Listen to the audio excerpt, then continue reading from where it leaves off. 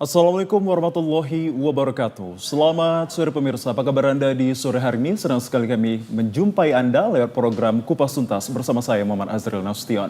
Pemirsa, dalam beberapa hari terakhir ini kita dihadapkan dengan perubahan cuaca yang begitu ekstrim melanda wilayah Sumatera Utara, di mana dikala siang hari cuaca panas yang begitu terik mencapai 38 derajat Celcius. Dan tidak sampai di situ saja, nyatanya warga Sumatera Utara khususnya Medan juga dihadapkan dengan perubahan cuaca seperti hujan pada intensitas yang bervariasi mulai dari sedang hingga lebat yang tentunya ini memiliki dampak pada setiap kegiatan yang mereka lakukan. Tidak sampai di situ saja juga pemirsa, bahwa kecemasan ini juga diarahkan kepada dampak pada bencana ataupun hal-hal yang akan terjadi di kala perubahan musim ini. Lantas bagaimanakah kedua instansi baik Basarnas dan juga BBMKG untuk menyikapi perihal perubahan ini dan seperti apa edukasi yang diberikan kepada masyarakat untuk dapat memitigasi bencana ini sesungguhnya. Bersama saya kita akan bahas kurang lebih 1 jam ke depan Anda dengan tema yang sangat menarik kami angkat pada sore hari ini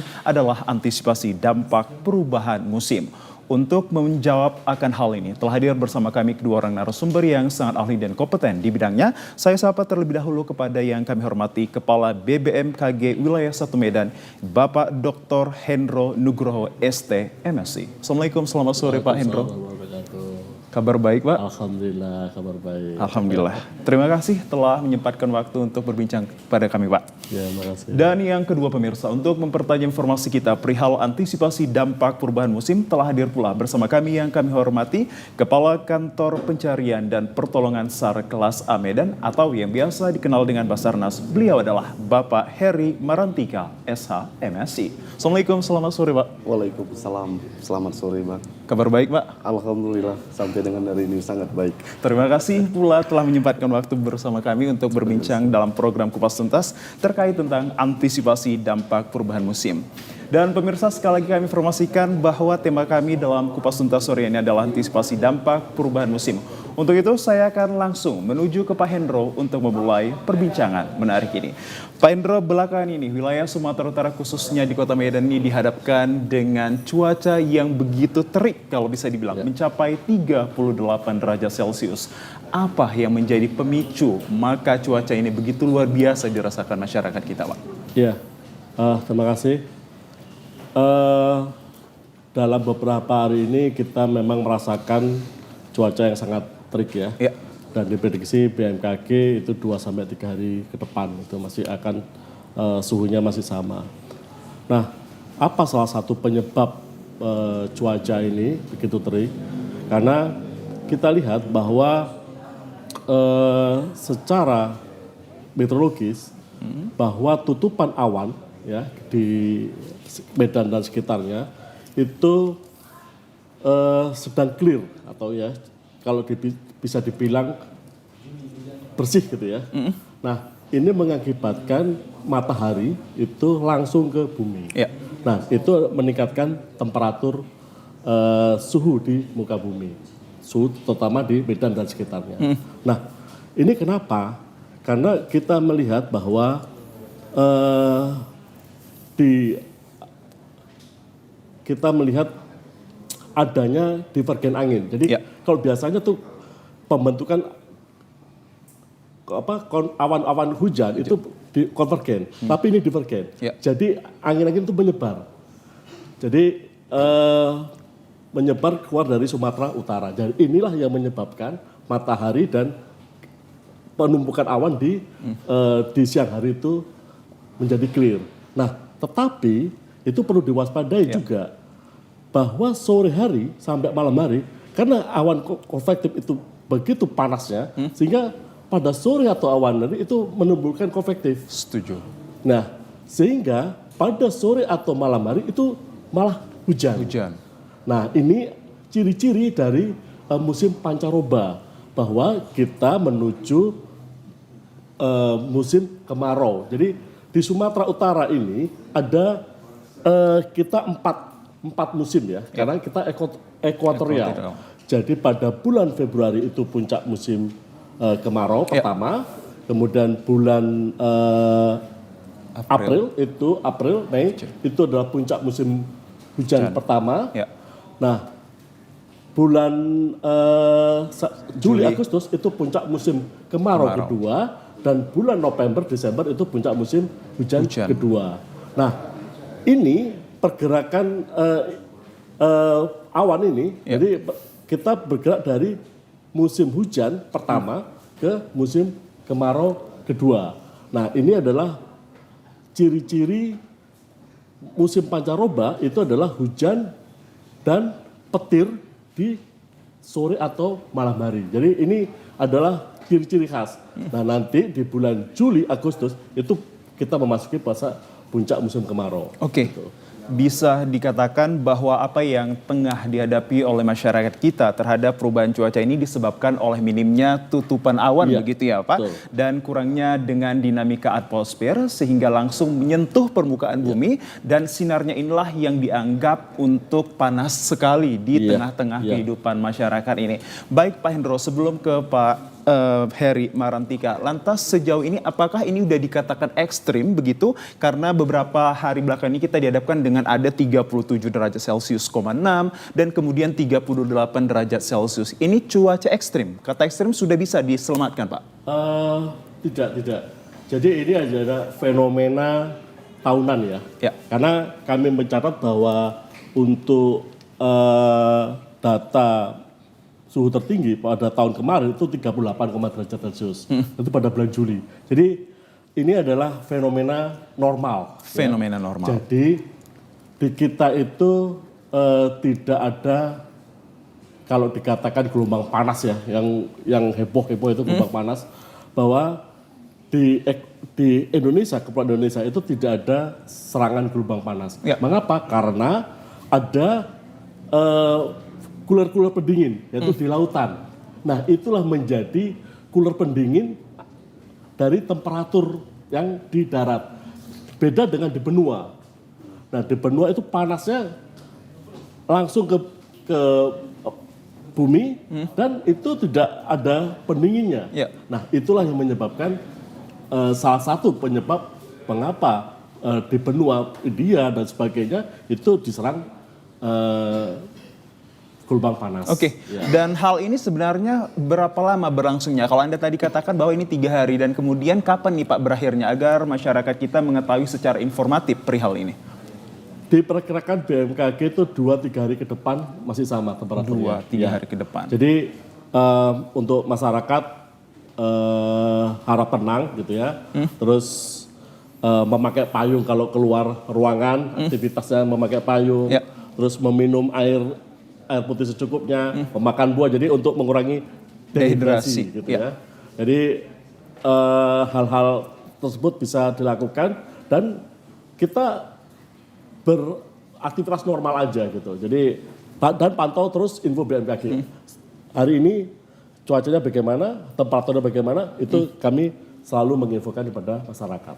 Oke, dan kemudian nanti kita juga akan diskusikan kepada Pak Hendro, mengingat bahwa di Sumatera Utara ini terdiri dari 33 kota dan kabupaten. Apakah hal ini juga sama? Mengingat karakteristiknya ini juga berbeda. Dan kemudian juga kita tahan kembali Pak Hendro, saya akan berbincang kepada Pak Heri Marantika ini terkait tentang antisipasi dampak perubahan musim. Kalau dari Basarnas sendiri menyikapi perihal perubahan musim ini seperti apa, dan kemudian upaya yang tengah dan telah dilakukan ini apa ini Pak? Baik, terima kasih sebelumnya. Jadi mudah-mudahan informasi yang kita sampaikan ini sangat bermanfaat buat masyarakat Sumatera Utara pada khususnya, dan Kota Medan utamanya. Jadi dapat kami sampaikan di sini, menyikapi perubahan cuaca ataupun perubahan iklim yang terjadi berdasarkan yang disampaikan tadi oleh pihak BMKG, tentunya Basarnas ini tidak bisa bekerja sendiri, dia akan tetap menjalin koordinasi sehingga terbentuk satu koordinasi yang matang sehingga bisa mengantisipasi apabila terjadi eksiden. Dapat kami sampaikan di sini, tentu dari pihak Basarnas ya selalu memantau kondisi informasi cuaca yang disampaikan oleh pihak BMKG. Ini adalah bentuk kesiapsiagaan daripada Basarnas, sehingga Basarnas ini bisa mendeploy personilnya, mendeploy peralatannya langkah antisipasi apa yang harus kita berikan kepada masyarakat di bidang search and rescue. Tentunya kehadiran Basarnas di sini adalah sebagai wakil dari pemerintah pusat untuk perkuatan pemerintah daerah dalam hal tanggap darurat. Pada klaster tanggap darurat itu ada fase yang namanya search and rescue. Nah, inilah yang menjadi perkuatan pemerintah pusat ke pemerintah daerah. Banyak hal antisipasi yang bisa kita lakukan. Yang pertama mungkin dari beberapa informasi BMKG tentunya akan diolah oleh tim rescue kita yang melaksanakan siaga selama 24 jam secara kontinu. Memang ini merupakan satu tugasnya.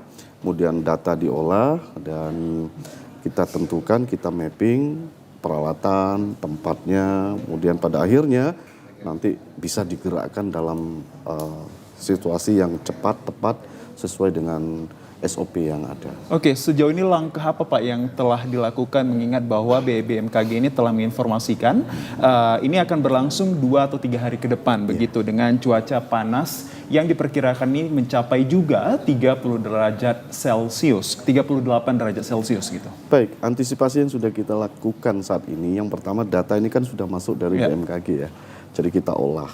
Ingat Basarnas itu bukan hanya melaksanakan tugasnya di darat. Jadi dia juga harus mencermati kondisi penerbangan. Setuju. Dengan adanya perubahan cuaca yang kadang-kadang tidak bisa diprediksi sebelumnya, terkadang memang pancaroba itu berjalan cepat. Nah ini biasanya kerawanan-kerawanan di transportasi udara juga menjadi perhatian khusus. Makanya Basarnas ini juga menyiapkan personilnya untuk supaya fokus di penanganan bila mana keadaan darurat di transportasi udara. Kemudian tentunya di daratan juga pasti mengalami dampak daripada perubahan cuaca ini. Jadi tentunya Basarnas juga pasti sudah menyiapkan personilnya. Kemudian peta apa titik-titik kerawanan itu sudah ada, kita mapping. Mudah-mudahan kita boleh siapkan 100%, tapi pelaksanaannya 0 daripada pelaksanaannya persiapannya 0, pelaksanaan 100%. Itu harapan dari Basarnas. Oke, mitigasi artinya telah dilakukan secara baik begitu ya Pak. Dan memang benar bahwa Basarnas ini akan siap bila dibutuhkan kapanpun begitu ya. Karena memang kesiapsiagaannya ini menjadi nomor 1 untuk dapat mengatasi dan juga mengkontrol setiap permasalahan yang terjadi di tengah-tengah masyarakat. Pak Heri berbincang terkait tentang antisipasi dampak perubahan musim ini. Lantas kemudian sinergitas seperti apa yang dibangun dengan BMKG dan kemudian ke sektor-sektor pemerintah agar kiranya dampak ini juga bisa dimitigasi ataupun diatasi oleh stakeholder lainnya. Ya, seperti yang kami sampaikan di awal ya, bahwa Basarnas ini adalah bentuk perkuatan pemerintah pusat kepada daerah. Artinya tentu Basarnas akan tetap berkoordinasi dan terus menjalin hubungan komunikasi dengan stakeholder pemerintah daerah yang kadang melalui BPBD kalau di daerah, kemudian ada instansi vertikal juga yang berada di Provinsi Sumatera Utara seperti BMKG, Airnav, ya, kemudian kalau di pelabuhan itu ada yang namanya VTS, ya, kemudian Pelindo dan lain sebagainya. Ini kita jadikan satu, sehingga kerawanan-kerawanan itu bisa secara cepat kita deteksi, sehingga Basarnas bisa melakukan tugasnya dengan cepat, tepat, profesional, modern dan teruji. Sesuai dengan slogan. Luar biasa sekali. Pak Heri, lantas kemudian dari cuaca panas dan kemudian nanti kita menuju ke penghujan ini. Kita berbicara di kaitan tentang panas ini. Mungkin dampak apa yang akan terjadi ataupun bencana-bencana apa saja yang kemungkinan timbul oleh cuaca panas ini, Pak? Baik. Yang pertama tentunya adalah kerawanan kecelakaan transportasi ya. Pasti. Baik itu darat maupun udara. Yang kedua, tanpa kita sadari perubahan cuaca ini pasti akan berdampak pada yang namanya sosial. Penyakit akan mulai berdatangan, banyak yang tadi disampaikan oleh BMKG tadi, tentunya ada seperti dehidrasi, kemudian penyakit-penyakit lain. Nah ini harus diantisipasi secara bersama. Baik itu melalui pemerintah daerah Provinsi Sumatera Utara sampai ke level terendah yaitu di desa. Seperti itu. Oke, dan sejauh ini ada peningkatan personel tidak Pak untuk mendukung dalam mitigasi setiap bencana di wilayah Sumatera Utara? Karena kita banyak sekali di daerah dan kota kabupaten ya Pak gitu. Iya.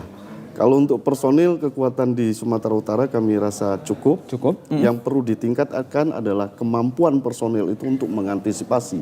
Sehingga mana kalau dia digerakkan maka personil akan maksimal untuk melaksanakan tugas. Oke, dan sejauh ini sudah luar biasa ya Pak untuk Mudah-mudahan. akselerasinya. Ya. Baik, terima kasih Pak Heri. Saya kembali ke Pak Hendro untuk berbincang terkait tentang karakteristik daerah Sumatera Utara ini sangat berbeda, di mana terdiri dari 33 kota dan kabupaten. Bisa Pak diinformasikan bagian daerah mana saja yang memiliki potensi besar mungkin saja akan terjadi karhutla dan juga kekeringan akibat perubahan musim ini? Ya, Sumatera Utara itu dibagi 26 zona ya, zona musim dan 3 kriteria bahwa 1 ekotorial 2 yaitu musim hujan dan musim kemarau, yaitu daerah-daerah di mana pegunungan, daerah pegunungan di Bukit Barisan dan sebagainya. Terus kemudian ekotorial 1 ya, ekotorial 1 itu hanya memiliki musim hujan terus. Nah itu di lereng barat gitu ya, kebanyakan di lereng barat. Nah kemudian akan ada ekotorial 4 seperti tadi yang saya sebutkan, ada puncak musim kemarau, musim hujan, musim kemarau, musim hujan. Itu ada di lereng timur sebagian besar. Nah, ketiga zona ini, 26 zona yang dibagi menjadi ketiga zona, itu memiliki karakteristik yang berbeda-beda. Kami identifikasi itu sejak bulan Februari itu sudah masuk musim kemarau, yaitu dari 4 musim. Ya, dari musim kemarau sudah 4 musim. Kemudian nanti puncaknya bulan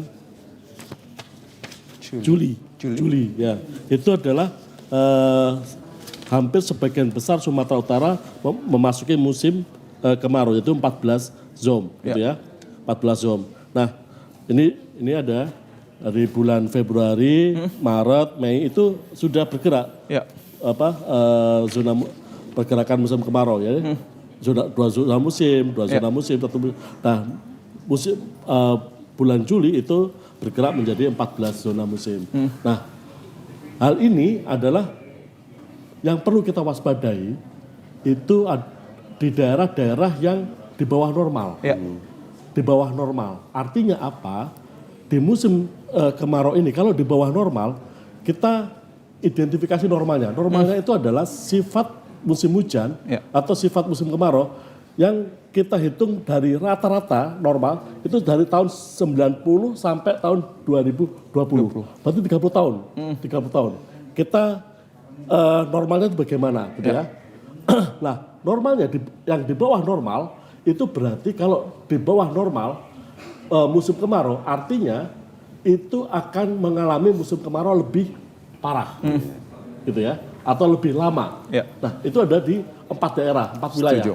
Nah, itu ada di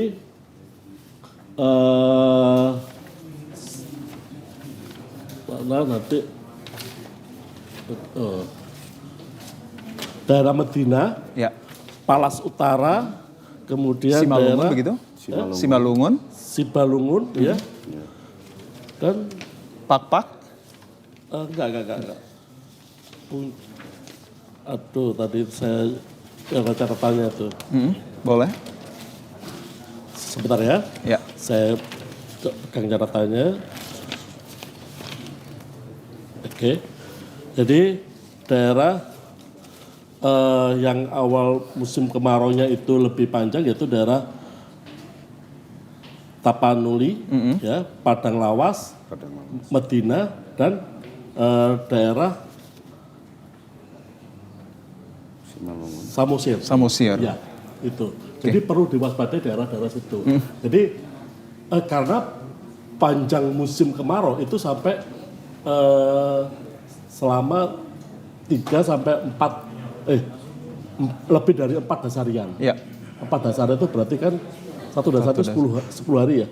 Nah, 4 dasarian itu berarti lebih dari 1,5 bulan. Nah, itu perlu diwaspadai. Nah, yang lainnya itu normal dan di atas normal. Gitu. Oke, baik, terima kasih di segmen awal ini Pak Hendro dan juga Pak Heri, namun kita rehat sebentar dan kemudian bagaimana terkait tentang peningkatan kapasitas dan juga kesadaran masyarakat akan perihal dampak musim ini agar kiranya dapat juga membantu pemerintah dalam hal ini BBMKG dan juga Basarnas untuk memitigasi bencana yang ada. Sesaat lain kami antarkan.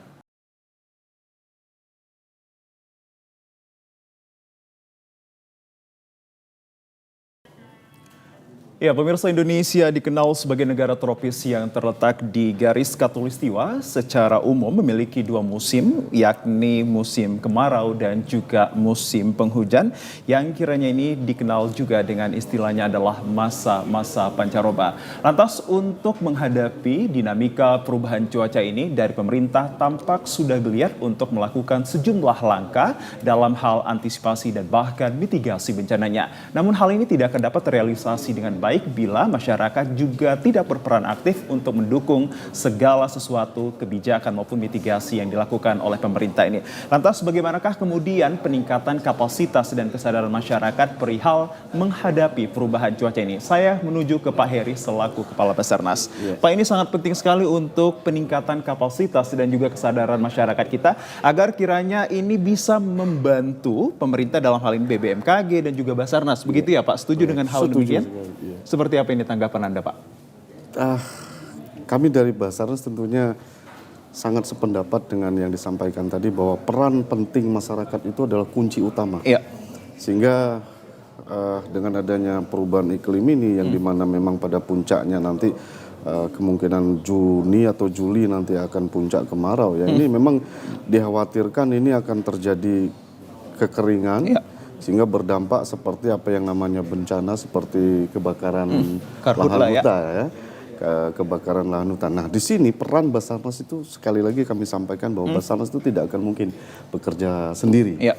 Artinya kami akan tergabung dengan stakeholder yang ada melalui penguatan kami sebagai bentuk perkuatan pemerintah pusat di bidang search and rescue untuk daerah. Kami tentunya akan bersinergi dengan pemerintah daerah, baik TNI, Polri-nya, pemerintah daerahnya, baik itu provinsi, kabupaten, kemudian sampai pada level pedesaan. Ya. Nah, tidaklah lengkap bila mana peran penting masyarakat itu tidak siap. Ya. Minimal mereka harus mengedukasi oleh baik itu dari pemerintahnya maupun masyarakat itu sendiri untuk selalu merubah pola hidup ya, senantiasa mengutamakan keselamatan. Setuju. Ya. Jadi pola hidup ini dulu, pola hidup kebiasaan kita ini yang harus kita tanamkan ke masyarakat agar bisa secara cepat dan mandiri untuk mengantisipasi hal-hal yang tidak diinginkan. Biasanya kalau musim kekeringan ini biasanya karhutla ini tingkatnya tinggi ya, tentunya pasti ada kabut asap di situ.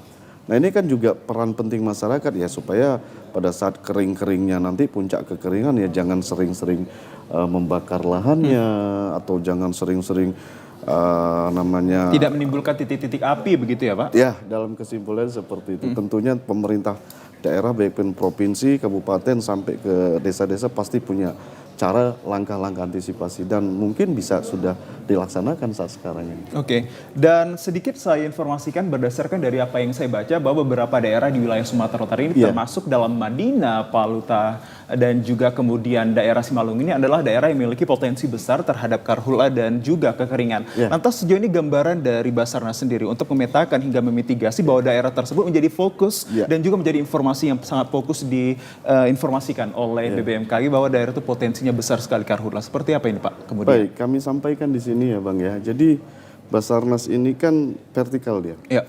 Kami membentuk satuan tugas di bawahnya ini yang namanya didukung dengan Posar. Nah, tentunya menyikapi dengan kerawanan perubahan cuaca tadi, kekeringan tadi, tentu perkuatan personil maupun alut sudah kami fokuskan di beberapa titik. Namun kekuatan induk kami di Posar itu ada yang namanya Posar Mandailing Natal. Ya. Nah, Posar inilah yang sudah kita perkuat baik itu personilnya, peralatannya, dan juga jaring koordinasinya sehingga paling tidak di beberapa kabupaten ya seperti di Mandailing Natal sendiri, kemudian di Samosir ya, Tapanuli, Padang Lawas Utara, kemudian Sumalungun. Nah ini kan memang rawan-rawan, kalau musim-musim kemarau kan rawan kebakaran. Biasanya personil Basarnas itu sudah akan bergabung dengan pemerintah daerah setempat itu untuk mengedukasi maupun melaksanakan tugasnya search and rescue bila mana dibutuhkan. Is there any specific education begitu Pak? Ada sosialisasi ataupun edukasi yang spesifik dilakukan dari Basarnas sendiri untuk bagaimana masyarakat kita ini sadar sebelum melakukan tindakan seperti menimbulkan titik-titik api? Ya kalau secara teknis khusus ya, kemungkinan ya Basarnas ini fungsinya gini, Bang. Mencari, menolong, menyelamatkan serta mengevakuasi jiwa manusia yang terancam. Artinya Basarnas tentunya akan fokus pada teknik-teknik pencarian dan pertolongan. Nah ini silahkan saja masyarakat bergabung ke posar kita yang terdekat atau langsung ke kantor SAR yang ada di Kota Medan ini. Dan itu menjadi himbauan juga pada masyarakat bahwa selalu terbuka ya Pak untuk bagaimana caranya bisa berkoordinasi terhadap pemerintah dalam hal ini Basarnas untuk bagaimana kemudian dapat mencegah ataupun memitigasi setiap bencana yang ada begitu ya Pak Heri. Baik, tahan kembali Pak Heri, saya menuju ke Pak Hendro lagi. Pak Hendro, tadi dari Pak Basarnas kita mengatakan bahwa peralatan personil ini sudah disiagakan. Kalau dari BBMKI sendiri untuk bagaimana caranya memitigasi bencana ini selain menginformasikan ataupun mendeploy informasi ini kepada seluruh stakeholder, apalagi kiat-kiat dalam mengetahui, memitigasi hingga mengakselerasi informasi ini, Pak? Ya, terus terang ya kita berusaha untuk informasi dari BMKG ini sampai ke pintu-pintu masyarakat. Di langkah-langkah yang harus kita lakukan apa saja. Jadi dengan media TVRI, dengan kita kerjasama dengan media dan TVRI dengan RRI, itu adalah langkah satu. Setuju. Kita mensosialisasikan itu. Kemudian kita juga kemarin dalam bulan April 2025 itu kita mensosialisasikan terkait dengan kebencanaan itu terhadap LSM. LSM kebencanaan. Nah, mengapa LSM kebencanaan itu penting bagi kita? Kita undang ke kantor karena LSM kebencanaan itu adalah masyarakat yang paling pertama jika terjadi bencana. Terdampak begitu. Terdampak bencana juga. Jadi kalau LSM kita bencanaan itu misalkan orari, rapi dan sebagainya, nah ini kita cerdaskan, info kita berikan kepada mereka dan mereka bisa mentransfer knowledge itu kepada masyarakat, itu sudah poin yang lebih gitu. Nah kita juga sudah bekerjasama dengan Pemda, BPBD, kemudian dengan Basarnas, dengan Kominfo, dengan Polda juga sudah kita pasang informasi di comment centernya. Nah, ini adalah upaya-upaya kita untuk mentransfer atau mengedukasi masyarakat. Ya. Jadi itu langkah kita. Karena BMKG punya keterbatasan tangan untuk bisa menyampaikan pada informasi ke masyarakat. Kita sebenarnya secara undang-undang itu hanya sampai kepada pintu stakeholder aja. Tetapi kayaknya apa yang diberikan oleh negara kepada BMKG dengan investasi yang besar-besaran terkait dengan observasi meteorologi, klimatologi dan cuaca itu kita merasa kurang. Jadi kita berupaya terus terjun ke bawah, menggandeng semua stakeholder yang ada, dan kemarin juga kita bulan April kemarin kita juga dengan perhotelan kita sudah sasar juga. Jadi seperti hotel hotel di Mercure dan sebagainya, itu sudah kita sasar untuk memasang informasi BMKG di hotel-hotel, di kamar-kamar hotel. Jadi itu upaya kita untuk mensosialisasikan, mengedukasi masyarakat gitu. Dan ini menjadi informasi yang sangat penting bahwa masyarakat juga ingin mengetahui terkait tentang peranan dari kedua lembaga ini, namun harus disokong begitu ya Pak dengan realisasi-realisasi kebijakan dan langkah. Kalau tidak, misalkan kita sudah menginformasikan dengan info BMKG, info BMKG itu sudah diakses sekian juta orang. Benar. Tetapi masyarakat Indonesia itu berapa sih? 250 juta. Sekian 1 juta itu kan kurang ya. Nah, memang kita sudah banyak, tetapi masih kurang. Jadi kita BMKG juga sudah mengeluarkan info BMKG, kemudian IG-nya, media sosialnya, kemudian dari Sumatera Utara juga dari Balai Besar, ya kita sudah mengeluarkan media sosialnya. Nah itu upaya-upaya kita untuk mengedukasi dan meliterasi masyarakat. Upaya ini tampak dengan inline with dengan bekerja sama dengan media-media seperti TVRI dan kemudian deploy information by juga Instagram begitu ya Pak, di mana aksesibilitas ini dapat diketahui oleh masyarakat secara global akan perihal perubahan cuaca ini. Baik, tadi kami juga berbincang kepada Pak Heri ini terkait tentang karhutlah dan juga kekeringan begitu Pak, akibat dari perubahan cuaca yang tengah kita hadapi adalah cuaca panas dengan 37 ke 38 derajat Celcius ini. Apakah sudah ada mitigasi dari BMKG ataupun gambaran dari BMKG terkait tentang titik-titik panas di daerah? Kita akan menuju puncak musim kemarau pada bulan Juli Agustus ya. Nah ini masyarakat yang di sekitar Madinah, Samosir dan sebagainya itu yang kawasan hutannya yang terbiasa kena karhutlah ya. Nah ini kita himbau masyarakat kemudian pemerintah setempat itu memonitor. Jadi cadangan air di gambut itu kan bisa kelihatan. Jadi BWS itu bisa memantau juga atau gambut. Jadi itu bisa melihat jika muka air tanahnya itu sudah lebih rendah daripada standar yang ditentukan, itu bisa dilakukan dengan modifikasi cuaca. Jadi BMKG sekarang sudah mempunyai deputi modifikasi cuaca. Jadi nanti mumpung masih ada hujan, ya kita basahin gambut supaya air tanah gambut itu sesuai dengan standar yang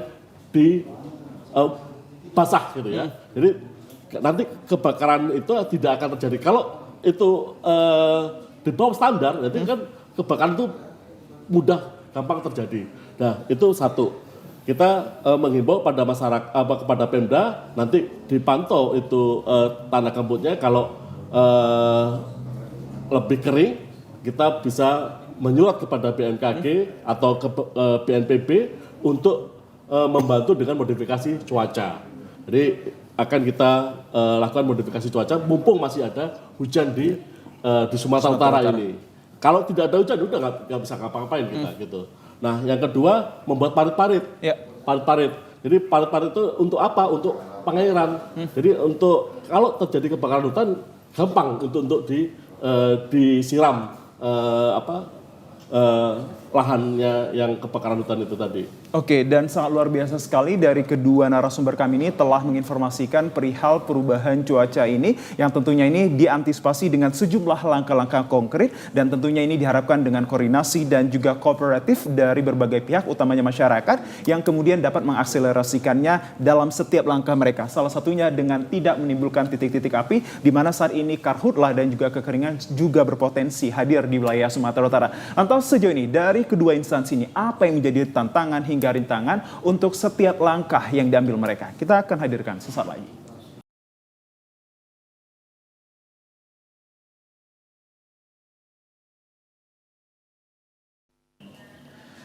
Ya pemirsa, sejumlah kasus yang ditimbulkan bila dari perubahan dampak cuaca ini adalah karhutlah dan juga kekeringan. Jika kita berbicara terkait tentang cuaca panas yang begitu terik mencapai 38 derajat Celcius. Namun Anda tidak perlu khawatir, ternyata Indonesia khususnya wilayah Provinsi Sumatera Utara ini sudah memiliki pengalaman yang sangat luar biasa untuk memitigasi hingga juga mengkontrol setiap dampak yang dirasakan. Oleh karena itu kami hadirkan kembali kedua narasumber kami untuk bagaimana caranya agar keterbukaan informasi ini sampai kepada masyarakat. Namun tentunya ini ada tantangan maupun rintangan yang dirasakan dari BPBMKG dan juga Basarnas. Saya berbincang terlebih dahulu kepada Pak Heri ini. Sejauh ini Pak, dalam rintangan dan juga tantangan yang mungkin saja dihadapi selalu oleh pihak-pihak orang Bapak, apa saja ini Pak? Yang pertama, medan ataupun lokasi terjadinya kebakaran itu sendiri ya, yang sulit dijangkau ataupun bahkan tidak bisa dilalui melalui akses kendaraannya. Nah ini kita memang menjadi tantangan tersendiri. Biasanya teman-teman dari TNI, Polri ya, baik itu pemerintah daerahnya, BPBD, Damkar, ini bersama Basarnas ini bersinergi menjangkau titik api itu terkadang tidak bisa dilalui menggunakan kendaraan, jadi harus berjalan kaki.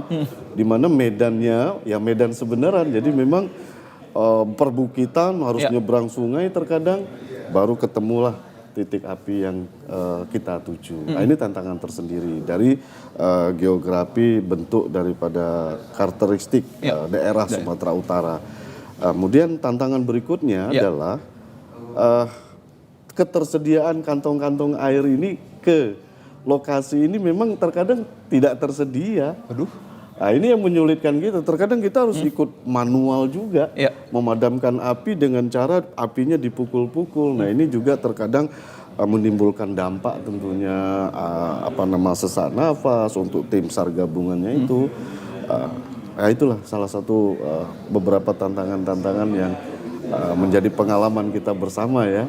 Mudah-mudahan ini bisa kita edukasi lagi, bisa kita petakan sehingga pengalaman-pengalaman yang telah kita dapatkan itu bisa kita sempurnakan lagi untuk antisipasi untuk penanganan dengan cara yang cepat, tepat, efektif dan efisien. Tapi sejauh ini setiap penanganan kasus yang dilakukan oleh Basarnas ini, khususnya dalam menghadapi Kahrul ini sepertinya tampaknya berhasil selalu Pak. Ini mungkin penguatan dari personilnya begitu dalam peningkatan capacity building dan juga protection awareness begitu ya Pak ya?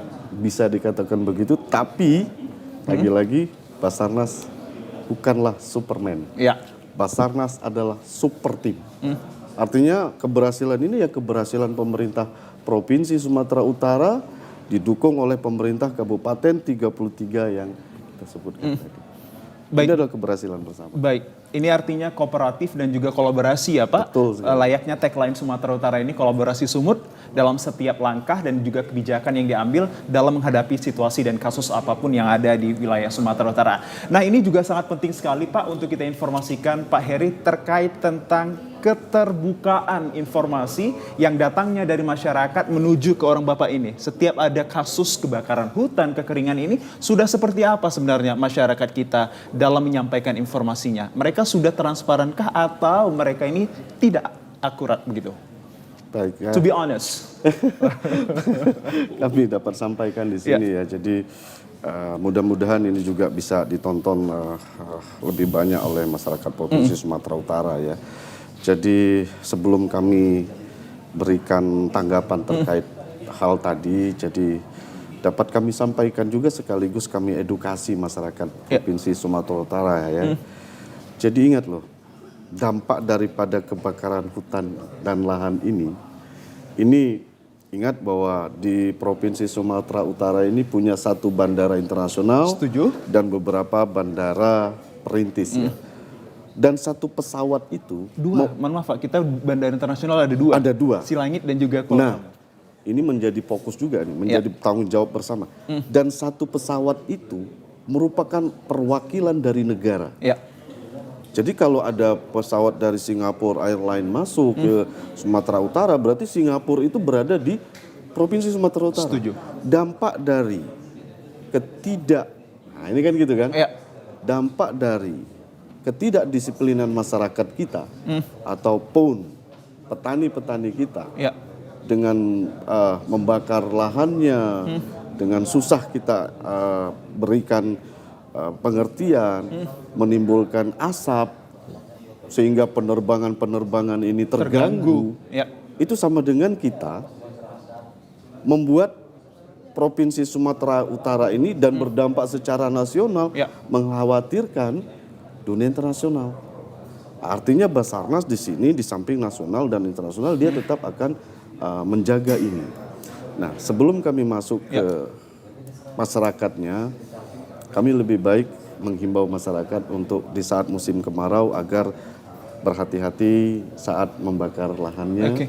Kemudian tidak selalu bermain api sehingga membuat kebakaran. Karena dikhawatirkan penerbangan-penerbangan ini akan terganggu nanti. Nah, kalau penerbangan sudah terganggu sehingga dunia internasional akhirnya merasa agak terganggu juga kan nama Indonesia juga khususnya Sumatera Utara juga akan mungkin buruk ya di mata dunia penerbangan. Seperti itu. Bisa dikatakan prevention is much better than do nothing, gitu Pak.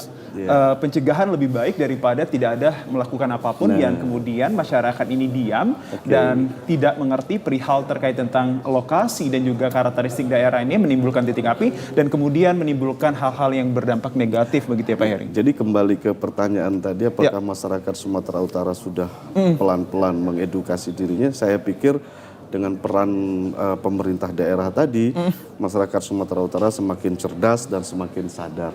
Maka sudah mulai menurun tingkat kabut asap, ya, di mana kita sudah beberapa kali pengalaman untuk kabut asap di Provinsi Sumatera Utara ini juga perlahan dia turun. Terima kasih Pak Heri atas informasinya dan juga ini sangat edukasi kepada masyarakat kita perihal apa yang disampaikan Pak Heri ini agar dapat diaktualisasikan mulai dari individual, kelompok dan juga klaster begitu ya Pak. Saya menuju ke Pak Hendro begitu. Pak Hendro, kalau kita mendengarkan BBMKG ini kan memiliki tingkatan yang sangat dipercaya oleh publik begitu. Lantas kemudian model perakiraan dan juga metodologi ataupun observasi dari yang menyeluruh dilakukan dari BBMKG ini sebenarnya bagaimana untuk BMKG melihat situasi perubahan ini? Apa yang ditekankan dari BMKG, Pak? Ya, makasih. Kita di BMKG itu mempunyai, khususnya di Sumatera Utara ya, itu mempunyai dua radar. Radar cuaca yang setiap saat bisa memantau perkembangan cuaca. Mendeteksi begitu ya Pak? Mendeteksi cuaca. Kemudian kita diperkuat lagi, kalau di Kuala Namu ada AWOS, ada LWOS ya untuk ini. Tetapi di tubuh Sumatera Utara itu ada AWS, ada ARG, ada AAWS, dan ada PHOPS. Itu hampir tersebar 1000 alat observasi. Jadi itulah mata kita. Jadi apa BMKG itu memprediksinya? Itu menggunakan mata-mata tadi. Mata-mata tadi. Menggunakan radar cuaca, menggunakan satelit, menggunakan data AWS, menggunakan data ARG. Dan itu adalah mata kita. Sehingga kita bisa melihat, memprediksi cuaca itu bagaimana. Memprediksi cuaca itu bersifat apa. Nah itu kita bisa melihat itu semuanya. Nah ini adalah langkah kita, langkah pemerintah untuk observasi. Makanya oleh karena itu kita berupaya, BMKG itu berupaya untuk kalau investasi besar-besaran oleh pemerintah, oleh BMKG ini tidak informasinya tidak sampai ke masyarakat, tidak sampai kepada pintu-pintu masyarakat, itu sungguhlah sia-sia pekerjaan kita. Jadi kita kayak bekerja tapi tanpa masyarakat yang bisa melihat. Nah itu kita merasa bahwa kita sia-sia bekerja, gitu ya. Nah oleh karena itu, mumpung di tahun 2025 ini, saya sampaikan bahwa kemarau di 2025 itu bersifat normal. Setuju. Normal. Karena kita tidak ada pengaruh global, yaitu La Nina, tidak ada pengaruh, El Nino tidak ada pengaruh, kemudian MGO juga tidak ada pengaruh, ENSO juga tidak ada pengaruh, jadi kondisi normal. Nah kondisi normal ini harus dimanfaatkan oleh masyarakat, bahwa setidak-tidaknya kita harus melakukan masyarakat itu bisa menghemat air. Setuju. Itu. Jadi tidak membuang air sembarangan ya. Jadi pemakaian listrik hemat gitu ya Pak? Pakai listrik hemat itu ya. Terus yang kedua menampung air, membuat biopori, dan yang terpenting adalah mengidentifikasi apakah lahan gambut itu masih kering atau tidak.